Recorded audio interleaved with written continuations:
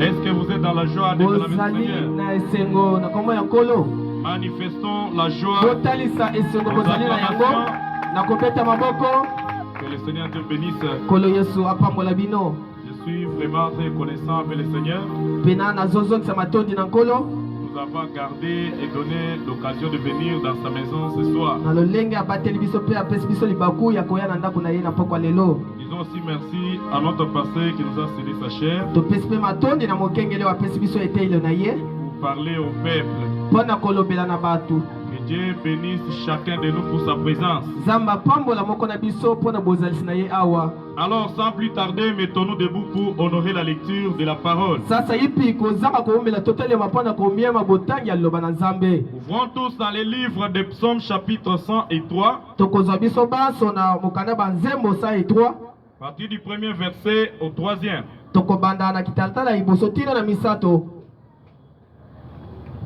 Suivez ce que la Bible va nous dire ici. Mon âme bénit l'Éternel. Que tout ce qui est à moi bénisse son saint nom. Mon âme bénit l'Éternel. Il n'oublie aucun de ses bienfaits. Celui qui pardonne toutes tes iniquités, qui guérit toutes tes maladies. Amen. Amen. Nous pouvons nous mettre. Suivez la prière. Dieu Tout-Puissant, auteur de la parole, nous te disons merci pour nous avoir rassemblés ici. Divin Maître, Divin Roi, pour l'écoute de ta parole.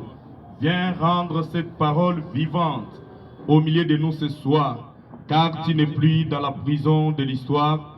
Nous voulons que tu sortes, ô Dieu bien-aimé, de l'histoire ce soir pour manifester cette parole. Ouais, moi éternel, parle au travers de moi et manifeste-toi au milieu de ton peuple au nom de Jésus-Christ. Amen. Amen. Je dis vraiment merci à chacun et chacune de nous. Si vous n'étiez pas là, on ne pouvait pas se tenir ici. Mais c'est à cause de vous que nous sommes aussi devant ici. Alors, nous avions annoncé nos réunions. Des fois, vous avez vu nos affiches et nos invitations que nous avions partagées. Alors, nous avons un service de guérison. Alors, je voulais aider quelqu'un ce soir. Et comme on a dit que ce sont les réunions de guérison, alors toi tu peux dire que moi je ne suis pas malade, alors je ne suis pas intéressé. Je vous dis que tout le monde est malade. Amen. Amen. Même toi qui pensais que tu n'étais pas malade, tu es aussi malade ce soir. Amen. Amen. Tu peux avoir ta maladie dans le cœur. C'est aussi une maladie. Il y a les gens qui souffrent plus que les malades qui sont dans les hôpitaux. Amen. Amen. Il pleure, il gémit chaque jour plus que celui qui est à l'hôpital. Alors, entre vous deux là, qui est malade? Amen. Amen. Nous venons de lire la Bible. C'est le psalmiste David qui est en train de parler. Il dit que mon âme bénit l'Éternel. N'oublie pas tous ses bienfaits, car il pardonne toutes tes iniquités et il guérit toutes tes maladies. Bien-aimés frères et sœurs, surtout vous qui êtes malades, nous sommes dans un âge où Dieu a visité la terre avec un grand don de guérison. Amen. Amen. Au travers de son serviteur, le prophète William Branham. William Branham. Maintenant, Lorsque les gens ont vu la manière dont Dieu opérait la guérison, les autres avaient commencé à appeler le prophète un guérisseur divin. Alors écoutez ce que le prophète dit à ce sujet. Il dit dans les sermons intitulés Christ identifié dans tous les âges. À partir du paragraphe 22 jusqu'à 24.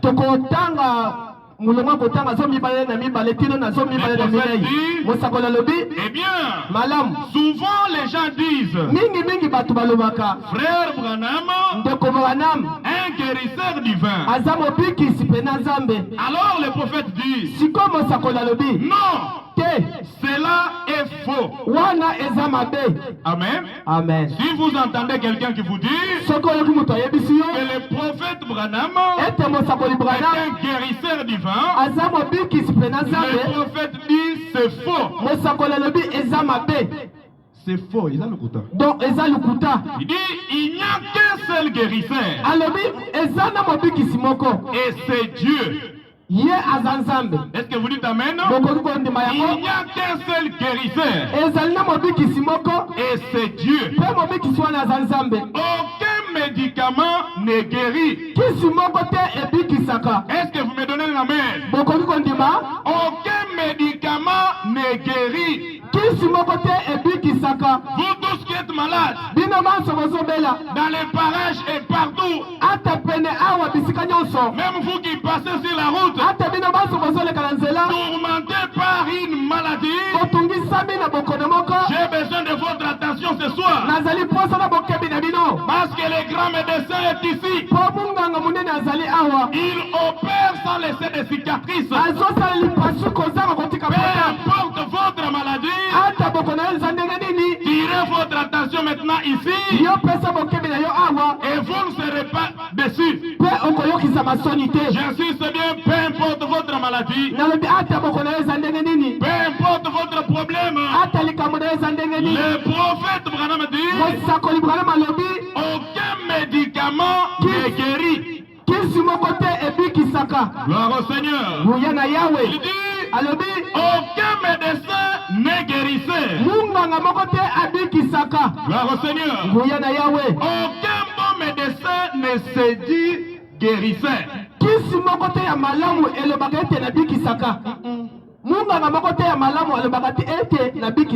Un vrai médecin ne peut jamais vous dire qu'il guérit.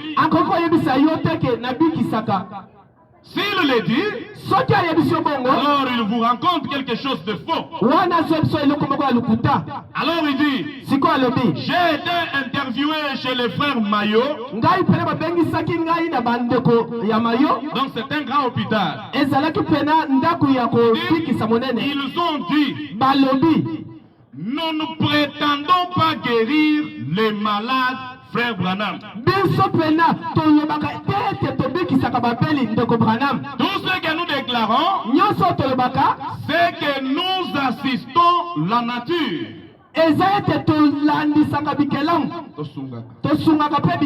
Il n'y a qu'un seul guérisseur. C'est Dieu. Amen. Amen. Combien c'est raisonnable? Et le prophète ajoute, vous pouvez vous fracturer les bras. Vous pouvez vous fracturer les bras. Un médecin peut les remettre en place,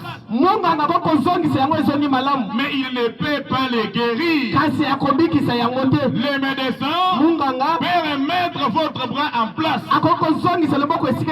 mais pour que les cellules puissent se développer dans ce corps-là,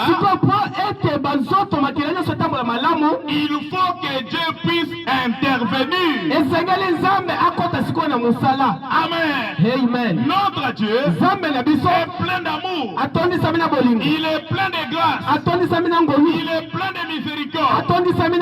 Des fois, vous pouvez avoir beaucoup marché, avoir beaucoup dépensé l'argent pour votre maladie, mais vous n'avez pas encore trouvé la guérison. Dans tous les hôpitaux vous avez été, il n'y a pas eu de changement. Laissez-moi vous dire ce soir, si vous êtes parti dans l'hôpital et on vous a traité et que vous êtes guéri, retenez ceci, c'est Dieu qui t'a guéri.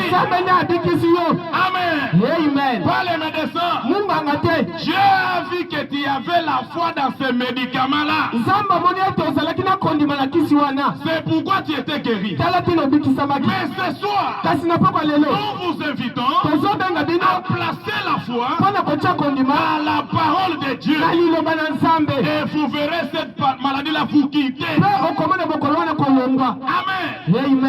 La foi de la guérison, c'est ce qui produit cette délivrance. Il peut aller même chez une sorcière. Elle fait certaines histoires et qui est guérie. Ce n'est pas cette sorcière qui t'a guéri. Le problème, c'est ta foi que tu avais mis en elle. Amen. Maintenant ce soir, ne mettez pas votre foi dans un homme. La foi, vous mettez en Dieu. Maintenant chez notre Dieu, c'est sans argent, sans rien payer. Autrefois tout simplement, gloire au Seigneur, le prophète Branham déclare que si vous vous retrouvez devant des rivières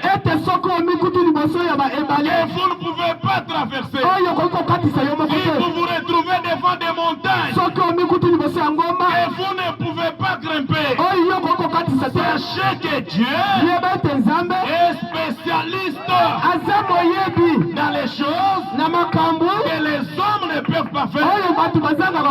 Et que ta famille a manqué de faire, je te présente quelqu'un qui peut le faire pour toi. Et que l'hôpital a manqué de faire, je te présente quelqu'un ce soir qui peut le faire.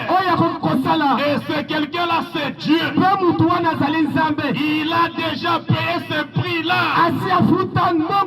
Le prix de ta guérison a été déjà payé. Le prix de ta délivrance a été déjà payé. Et quand tu viens ce soir, firmage de l'œuvre du calvaire, tu dois croire tout simplement que Jésus l'a fait pour toi. Montrez fort les Seigneur. Gloire à Dieu. Amen. Amen. Le prophète dit dans le sermon intitulé La Reine de Midi,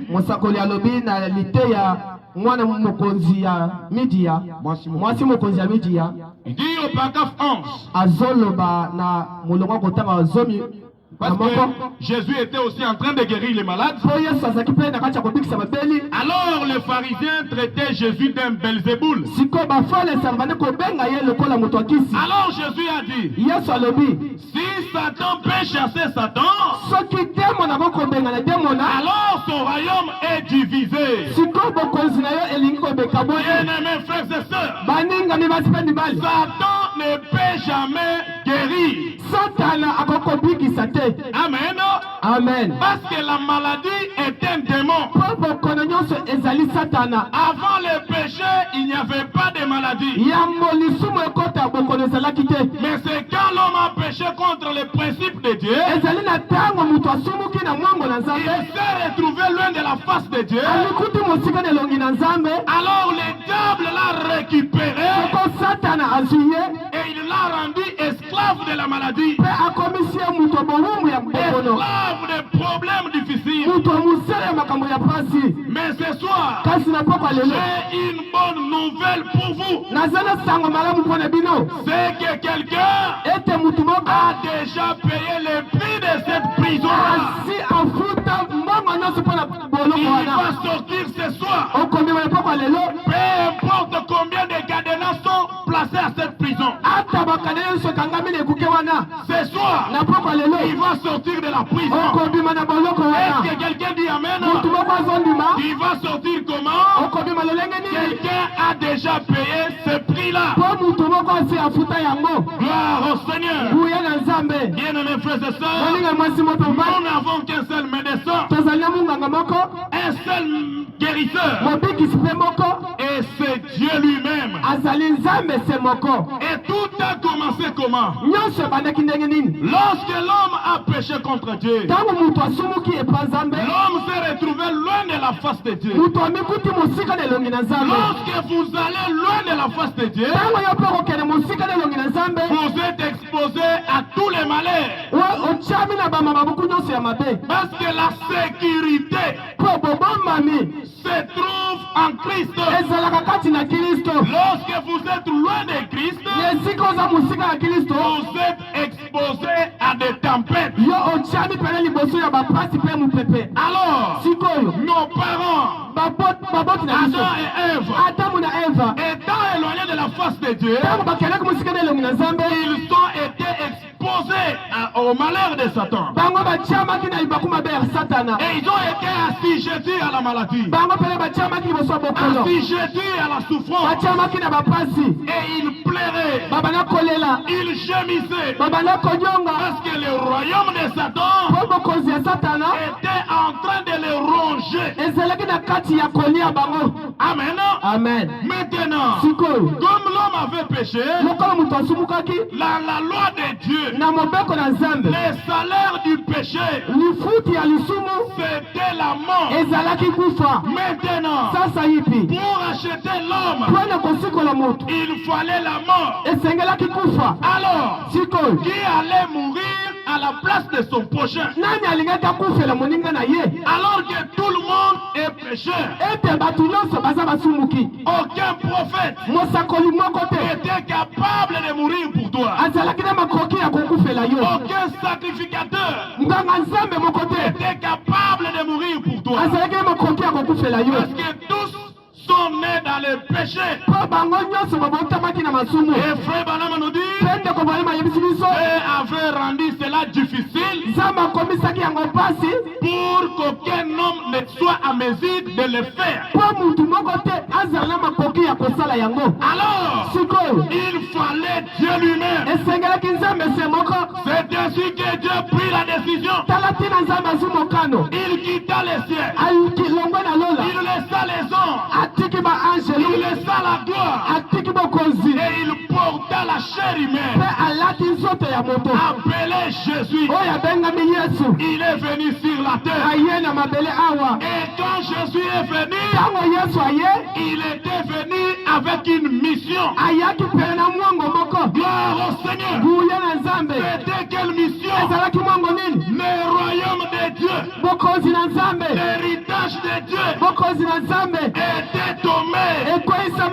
Alors, le Seigneur Jésus est venu pour racheter l'héritage de Dieu. Il venait pour te réclamer. Toi qui es tombé dans le péché, il était venu te réclamer. Toi qui es bloqué dans la prison, venu te réclamer. Toi qui est lié par les malédictions, il était décisif. Oh Seigneur, Jésus était décisif. Il a dit, aujourd'hui, je vais en finir avec le péché. Je vais ramener la race humaine. Je vais restaurer l'homme. Ainsi qu'il est venu. Il était venu pour mourir. Et c'était le salaire du péché. Il n'a plus à payer pour tes péchés. Quelqu'un a payé pour tes péchés. Amen. Payer avec quel montant? Avec la valeur de sa vie. Le sang de Dieu a été versé. Branham dit, le sang de Jésus n'était pas un sang juif. Ce n'était pas le sang samaritain. Mais c'était le sang de Dieu lui-même.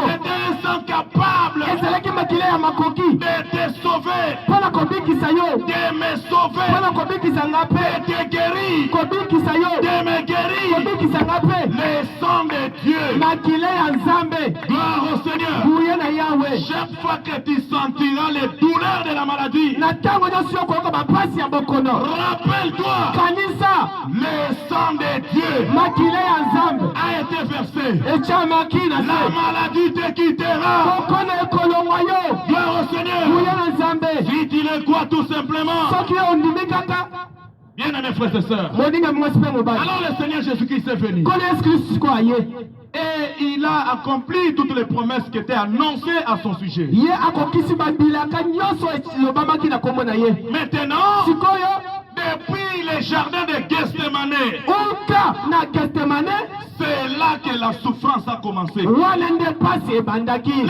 Seigneur Jésus kono yesu kristo a enduré la souffrance andimaki pasi wana qu'aucun homme ne peut accepter oyo moko te alingaki andima à la place de son prochain. na esika ya moningami na ye Un prince de Dieu, mwana mokonzi ya nzambe le fils du roi des rois, mwana ya mokonzi ya bakonzi acceptait d'être malmené andimi ete basala ye mabe par les pécheurs. epa basumuki On l'a craché au visage, batie ye basoi na elongi on l'a fouetté, babeti ye on l'a injurié. bafingi ye Jésus a porté une lourde croix yesu ameme kulusu sur monene ses épaules. na mapeka na ye Qu'est-ce que Jésus faisait? nini yesu abali kosala En train de porter des fardeaux. na kati ya komema mikumba La Bible dit, bibili elobi c'est de nos fardeaux. ezalaki mikumba na biso Il s'était chargé. oyo wapi amemaki Si tu as des fardeaux ce soir, soki epoza mikumba na poka lelo rappelle-toi kanisa que la croix que Jésus porta, ete ekulusu oyo yesu amemaki c'était des fardeaux. ezalaki mikumba na ye wana Amen. amen Il est arrivé jusqu'à la croix. akomaki tina na ekulusu On l'a déshabillé. balongoli ye bilamba On l'a exposé entre le ciel et la terre. batie ye na katikati ya lola mpe mabele Jésus-Christ a souffert. yesu kristo amoni pasi Il a pleuré. aleli Alors les hommes passaient bato bali kokanisa et ils se moquaient de lui. mpe bazoseka ye Ils disaient que lui est fils de Dieu. babali koloba ete ye aza mwana nzambe Alors que son Dieu puisse le sauver. nzambe na ye abikisa ye Que son Dieu puisse le délivrer. nzambe na ye akangola ye Parce que lui croyait être la délivrance d'Israël. mpo ayebaki ete aza mokangolami ya israele Alors que son Dieu puisse le délivrer. sikoyo nzambe na ye akangola ye Alors, sikoyo on a vu seulement le Seigneur Jésus tomoni kaka kolo yesu kristo crier d'une voix forte. kokanga na mongongo ya moko ya makasi Eli, Eli, alobi eli lama sabachthani. lama sabakatani Alors, sikoyo ils ont dit, il appelle Eli. balobi ete azobenga eliya Alors nous allons voir si Eli va venir à son secours. tokomona soki eliya akoya mpo asunga ye Pourtant il disait, mon Dieu, pourquoi m'as-tu abandonné? ozoka bale koloba nzambe na ngai mpo nini otiki ngai Mais Dieu l'avait abandonné. nzambe atikaki ye Avec raison. na koloba malamu L'esprit de la divinité avait quitté Jésus. molimo ya bonzambe na ntango wana elongwaki yesu Parce que si cet esprit ne l'avait pas quitté, mpo soki molimo wana elongwaki ye te Jésus n'allait pas mourir. yesu alingaki akufa te Alors il fallait que l'esprit le quitte. esengaki bonzambe elongwa ye Et il a rendu l'âme. mpe akufi Maintenant suivez. sikoyo bolanda malamu J'ai maintenant besoin de votre attention. naza mposa sikoyo na bokebi na bino Quand Jésus a rendu l'âme, ntango yesu akufi amen, amen directement, mbala moko les ténèbres sur la surface de toute la terre. molili mpena etiami na mabele mobimba Et tous les Romains étaient surpris. mpe barome nyonso bakamwaki Mais qu'est-ce qui se passe? nini ezolekana À 6 heures du matin, lelo na ntongo boye directement l'obscurité sur toute la terre. mbala moko molili na mabele nyonso La terre trembla. mabele ebandi koningana C'était l'œuvre de la délivrance. ezalaki mosala ya bokangolami Délivrer toute la terre. kokangola mabele Ce mobimba n'était pas un travail facile. ezalaki mosala ya pete te La Bible dit, bibili elobi les rochers se fendirent, libango ekatanaki les sépulcres s'ouvrirent, bakuda efungwamaki les morts ressuscités. bakufa babikaki Gloire au Seigneur. buye na nzambe C'était parce que le diable ezalaki mpo kaja mpemba avait rencontré un insupportable. Car il l'a piqué de la mort. La terre trembla. La terre a tremblé. Les rochers se fendurent. Il y a eu beaucoup de ténèbres sur la terre. Même les morts ressuscités. Une fois que Jésus est mort, ceux qui étaient dans les tombes s'ouvrent et ils sont sortis. C'était quoi? Un puissant conquérant était en train d'aller au camp. Et les puissants conquérants entrent dans ton camp ce soir. Et ce qui est mort va revenir à la vie ce soir. Dites Amen. Acclamons le Seigneur. Gloire au Seigneur. La terre avait reçu l'anesthésie. C'est ce que le prophète Branham dit. Il dit qu'avant qu'un docteur puisse opérer, il vous pique d'abord l'anesthésie.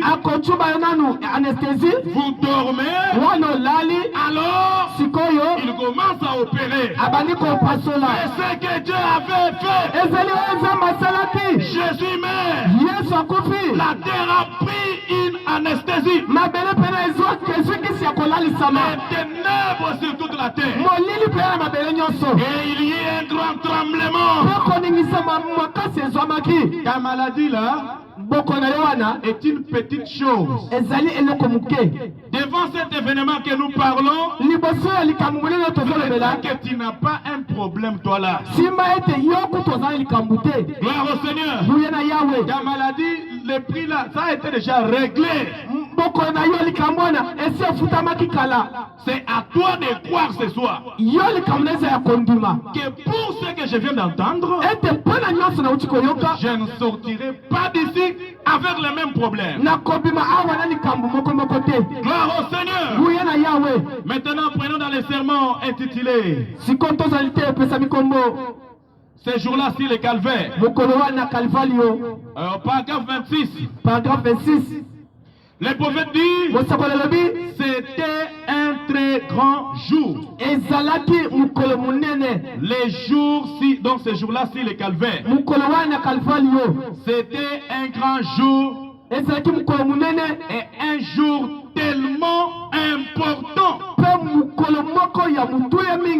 Et il dit, ce jour-là, Dieu a fait quelque chose.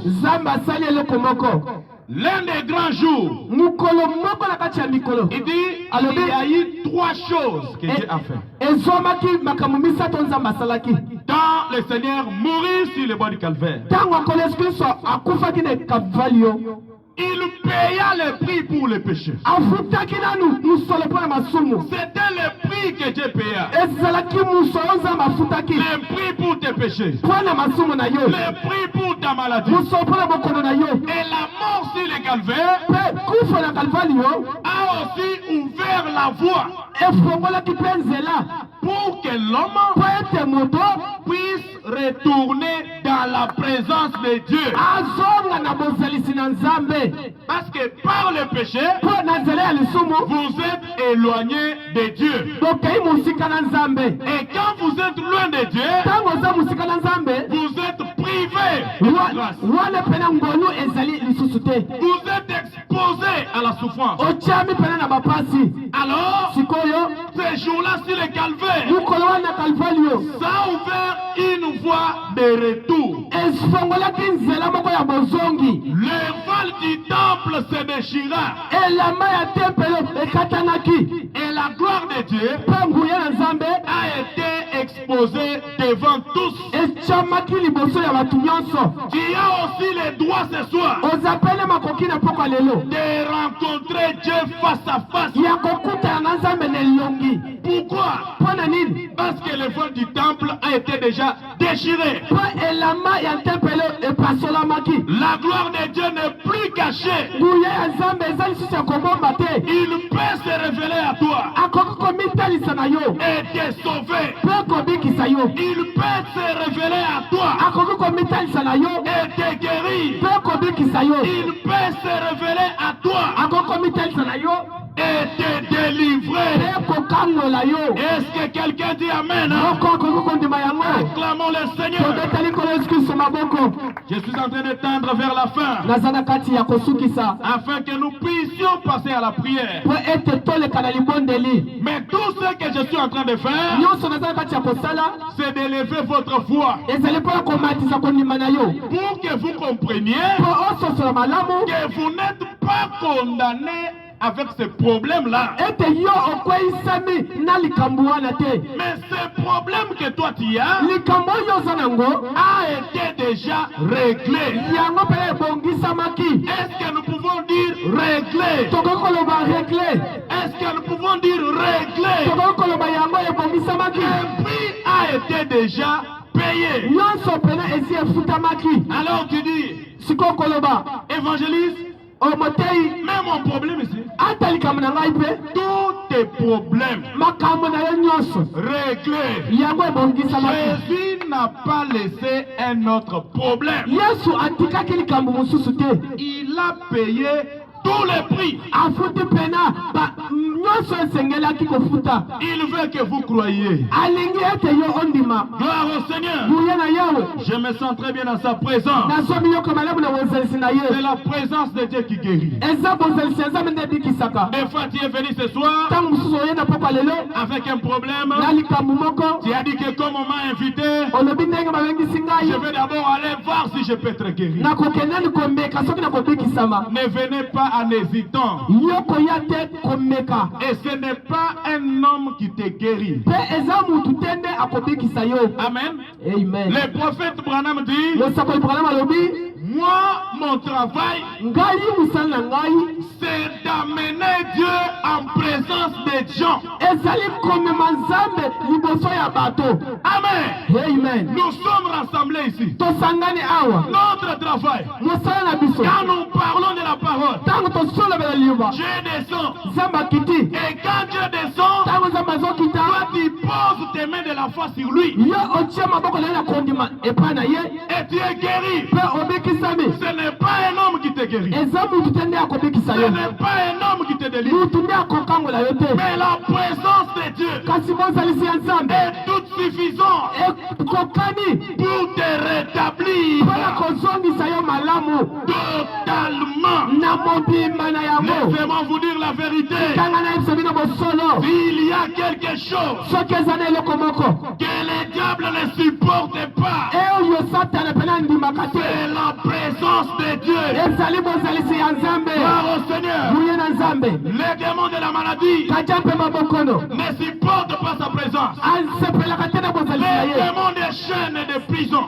satana mpena ye basinga mpe boloko ne supportent pas sa présence. asepelaka te na bozalisi na ye. Amenez Dieu dans votre présence yo mema nzambe na bozalisi na yo et les problèmes vont vous quitter mpe makambo ekolongwa bino sans qu'on vous impose les mains. kozanga kotia bino maboko. Jésus-Christ guérit toute maladie. yesu kristo abikisaka bokono nyonso. Les millions, milium les appendicites, ata bapandisite les tensions, ata batension les kystes, ata bakiste la stérilité, ata basterilité même la folie. ata liboma. Jésus ressuscite même les morts. yesu kutu asekwisa tino bakufi.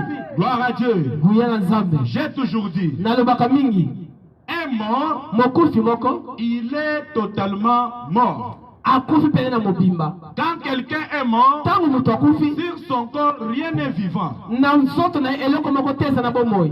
Mais Dieu, kasi nzambe par la puissance de la prière, na nguya pele ya libondeli il ramène un homme mort à la vie. azozongisa mokufi moko na bomoi. Donc ses doigts reviennent à la vie, elingi koyeba maboko na misapi ezongi na son bomoi. bras, ses jambes, loboko maboko nyonso tout ce qu'il est, nyonso mutu aza tous ses organes. babizaleli na ye nyonso ya nzoto. Alléluia. Alléluia. Et il revient à la vie. azongi na bomoi. Mais toi, tu as un seul problème. Et le diable te dit, toi, tu ne seras pas guéri ce soir. Toi, tu ne seras pas délivré ce soir. Satan était menteur. Les prophètes Branham dit, quand Jésus est mort à la croix, il a blessé cet animal de Satan. Il a brisé sa colonne vertébrale. Le diable est impuissant. Il ne peut rien vous faire. Car il est écrit, celui qui est en vous est plus grand que celui qui est dans les mondes. Acclamons le Seigneur. Celui qui est en toi est plus grand que ta maladie. Celui qui est en toi est plus grand que tes difficultés. Celui qui est en toi, il est plus grand que les troubles, plus grand que les complications. Ils sont tous amen. Gloire au Seigneur. N'ayez pas peur ce soir. Croyez qu'aujourd'hui, c'est terminé. Je veux que quelqu'un tienne un témoignage ce soir. Que tu puisses dire que depuis ce jour-là, ce problème a été réglé. Est-ce que quelqu'un croit ce soir? Frère Branham dit, même la Bible le dit aussi, que le royaume de Dieu ne vient pas de manière à frapper les yeux. Je ne sais pas si vous me suivez. Quand Dieu vient te délivrer, Dieu ne viendra pas à la manière dont tu t'attends. Tu attends par exemple voir un pasteur avec un ventre bédonnant. Ce n'est pas lui qui te délivre. Même dans le ventre là, il y a aussi des problèmes. C'est Dieu qui guérit. Maintenant Dieu, il agit de manière simple. Dieu se cache et il se révèle dans la simplicité. Mais Dieu confirmera toujours sa parole. Même si c'est un enfant qui la prononce. Si c'est la parole de Dieu, Dieu est redevable. Il va confirmer cela. Gloire au Seigneur. Ce soir, ton problème est réglé. Comment? Le prix a été payé par le Fils de Dieu. Et pas un prince de la vie éternelle. Le grand roi du ciel. La terre lui appartient. La ligne lui appartient. Toutes les planètes lui appartiennent. Le prince de Dieu. Mais il a versé son sang pour ta petite maladie. Mais tu manques de mettre ta foi en lui. Toi, tu n'as pas un problème ce soir. Tu n'as pas un problème ici ce soir. J'ai besoin d'entendre un amen. Dieu crée dans les néants. Dieu appelle les choses à l'existence. Il avait dit au commencement que la terre soit et la terre fit. Il peut parler ce soir à ton problème et ça sera réglé. Je suis en train de chasser les doutes. nazali na kati ya kobengana tembe. Même si tu es paralytique, Ata yo ozali temu, tu vas marcher ce soir. okotambola na pokwa lelo. Amen. Amen. Parce que Jésus Po Yesu a payé le prix. afutamaki nyonso. Ce n'est pas moi qui te fais marcher. Ngai nde nakotambusa yo te. Quelqu'un t'a déjà fait marcher. Mutu moko asi asala ete otambola. Mais toi, tu ne le savais pas. Yo oyebaki yango te. Gloire au Seigneur. Moye na Nzambe. Quelqu'un l'a déjà fait pour toi. Mutu moko asi asala yango mpo na yo. Imaginez-vous,